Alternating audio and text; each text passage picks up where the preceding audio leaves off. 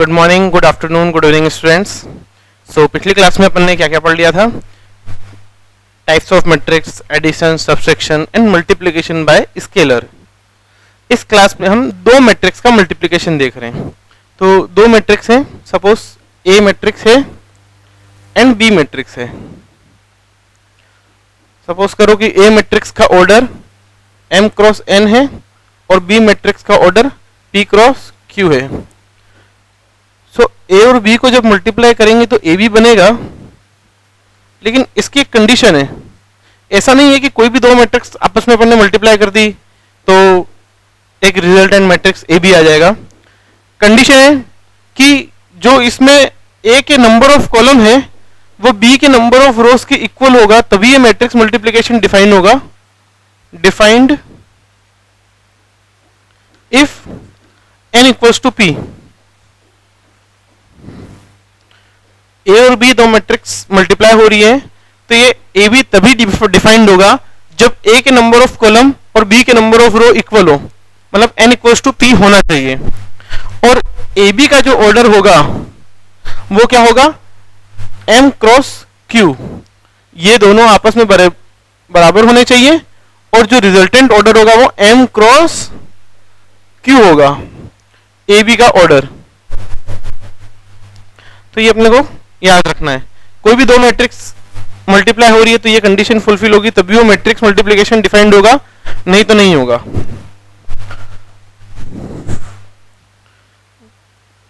Let's say कोई अच्छा b को ले लिया p क्रॉस q, b का ऑर्डर क्रॉस q है, a का ऑर्डर m क्रॉस n है। तो b और a आपस में मल्टीप्लाई होंगी तो ba बनेगा। ऐसा क्यों बता रहा हूं?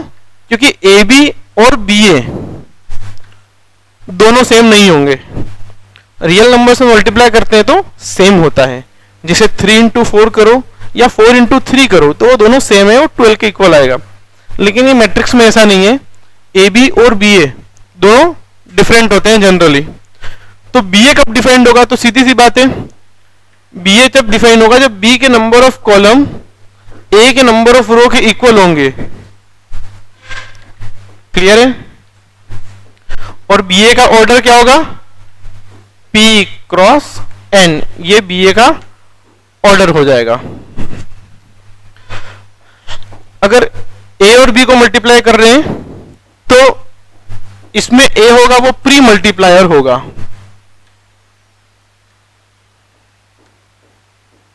बी होगा वो पोस्ट मल्टीप्लायर होगा। इस केस में क्या होगा? बी होगा वो प्री मल्टीप्लायर होगा एंड ए होगा वो पोस्ट मल्टीप्लायर होगा। प्री मल्टीप्लायर नाम से इसका मीनिंग आ रहा है कि जो पहले मल्टीप्लाई हो रहा है। ए और बी में ए पहले मल्टीप्लाई हो रहा है ए बी बनाने के लिए, तो ए को प्री मल्टीप्लायर, बी को पोस्ट मल्टीप्लायर। और बी ए के लिए बी प्री मल्टीप्लायर होगा और ए पोस्ट मल्टीप्लायर होगा। ठीक है? सो हम लोगों ने ये देख लिया कि दो मैट्रिक्स मल्टीप्लाई हो रहे हैं तो वो तभी डिफाइंड होंगे जब ए का जो नंबर ऑफ कॉलम है वो इक्वल हो जाए सॉरी बी के नंबर ऑफ रोज से, और रिजल्टेंट का ऑर्डर m क्रॉस q होगा। अगर हम बी ए को मल्टीप्लाई कर रहे हैं तो बी के नंबर ऑफ कॉलम ए के नंबर ऑफ रोज के इक्वल हो जाए। ठीक है?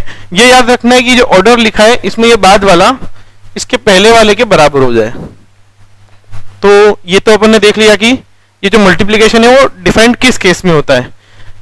तो अब ये होता कैसे मल्टीप्लाई वो देखेंगे।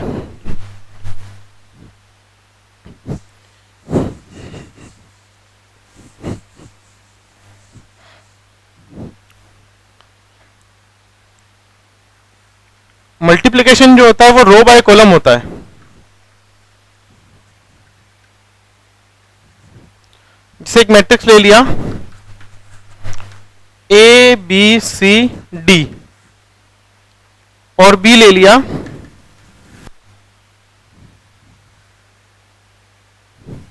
इसका ऑर्डर 2 क्रॉस 2 है, इसका 2 क्रॉस 3 ले लेते हैं। तो ये क्या हो जाएगा? 1 2 3 7 9 1 कोई भी मैट्रिक्स ले लिया। अच्छा, ये ऑर्डर ऐसा क्यों देखा? क्योंकि अपने को मल्टीप्लाई करना सीखना है। तो इसके जो ए बी मल्टीप्लाई कर रहे हैं, अगर ए इंटू बी कर रहे हैं तो ए के नंबर ऑफ कॉलम को इक्वल होना पड़ेगा बी के नंबर ऑफ रोज से, जो 2 और 2 इक्वल है। और ए बी का ऑर्डर क्या होगा? ए बी का ऑर्डर ये हो जाएगा 2 क्रॉस 3, 2 क्रॉस 3 ए बी का ऑर्डर हो जाएगा। तो ये बात तो अपने को पता चल गई है कि ए बी का ऑर्डर क्या है? 2 क्रॉस 3। तो 2 क्रॉस 3 का एक जनरल मैट्रिक्स बना लें, A11, A12, A13, A21, A22, A23। ये 2 क्रॉस 3 का जनरल मैट्रिक्स बना लिया। वैल्यूज निकालनी है, तो मैंने आपको बताया कि जो मल्टीप्लिकेशन होता है वो कैसे होता है? रो बाय कॉलम। A11 निकालना है,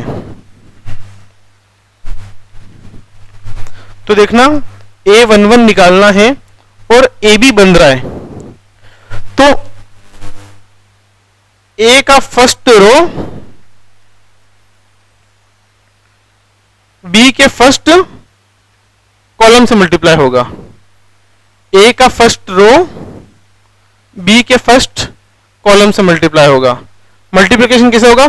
कॉरेस्पॉन्डिंग एलिमेंट्स मल्टीप्लाई होंगे, जैसे a into 1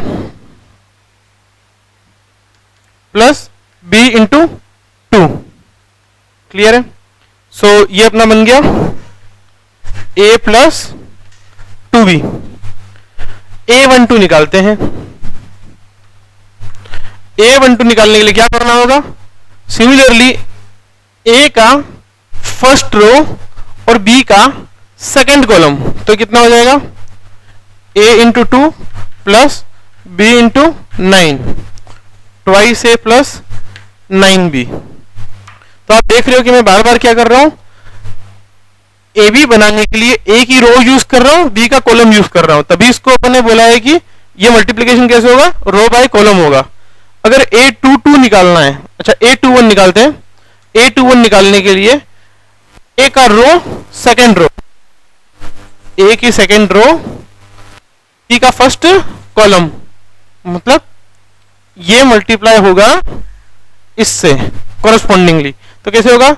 c into 1 plus d into 7, that is c plus 7d। समझ में आया आप लोगों को?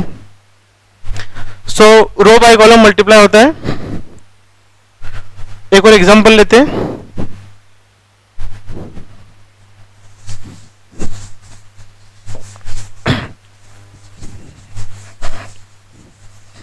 इस तरह आप सारे एलिमेंट निकाल सकते हो।